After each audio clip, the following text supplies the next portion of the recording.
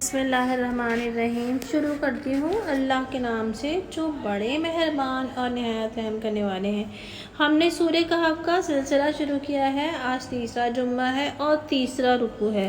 پہلے رکوع میں ارشاد باری تعالیٰ ہے کہ قرآن مجید نیک لوگوں کے لیے ہدایت کے واسطے بنائی گئی ہے۔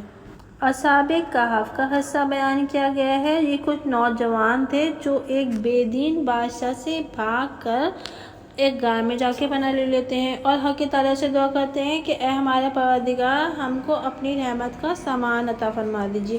تو اللہ تعالیٰ نے ان کو رحمت کا سامان عطا فرما دیا اور ان کو غار میں پناہ دے دی اور سالہ سال تک ان کی نیند کا پردہ ڈال دیا ان کی آنکھوں پر، اور وہ سالہ سال تک سوتے رہے۔ اور اس میں اللہ تعالیٰ ارشاد فرماتے ہیں کہ اللہ تعالیٰ کی نشانیوں میں سے واضح ایک نشانی ہے، جس کو اللہ تعالیٰ ہدایت دینا چاہے وہی ہدایت پاتا ہے، اور جس کو وہ بیدار ہو کر دے تو وہ بیدار ہو جاتا ہے۔ تو آپ کو اللہ کے سوا کوئی مددگار راہ بتلانے والا نہیں ہے۔ آگے تیسری رکوع میں اللہ تعالیٰ ارشاد فرماتے ہیں اور اے مخاطب تو ان کو جاگتا ہوا خیال کرتا حالانکہ وہ سوتے تھے، اور ہم ان کو داہنی طرف اور بائیں طرف کروٹ دے دیتے تھے، اور ان کا کتا دہلیز پر اپنے دونوں ہاتھ پھیلائے ہوئے تھا۔ اگر تو ان کو جھانک کر دیکھتا تو ان سے پیٹھ پھیر کر بھاگ کھڑا ہوتا اور تیرے اندر ان کی دہشت سما جاتی۔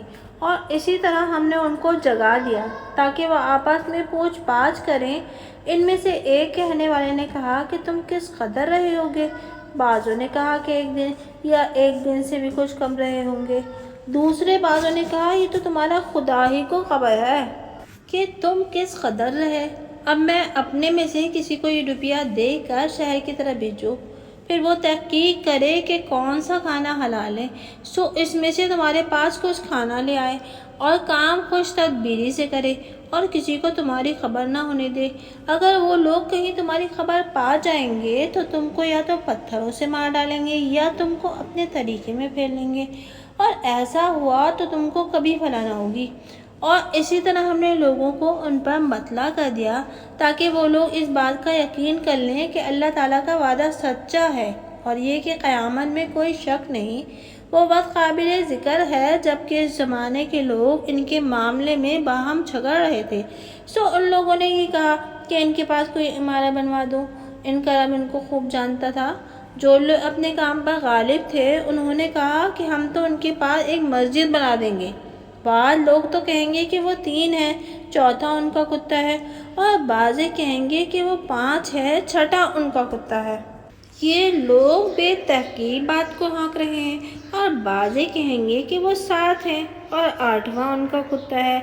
آپ کہہ دیجئے کہ میرا رب ان کا شمار خوب جانتا ہے، ان کو بہت قلیل لوگ جانتے ہیں، سو آپ ان کے بارے میں مجھے سرسری بحث کے زیادہ بحث نہ کیجئے، اور آپ ان کے بارے میں ان لوگوں میں سے کسی سے بھی کچھ نہ پوچھئے۔